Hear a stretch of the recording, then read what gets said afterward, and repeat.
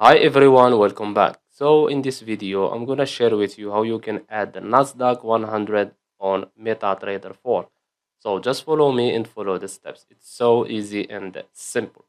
So first of all, open your MetaTrader 4 software, and after that, go to the Market Watch. Okay. If you don't see this Market Watch here, just go to View and click on Market Watch. Okay. So after that, right click, go to Symbols and choose Indexes. This one. Make sure you click on this one. And here, search for NAS 100. Okay, this one. Nasdaq 100. Click on it just one time and click on Show Symbol. After that, click on OK. As you can see, the Nasdaq 100 is here.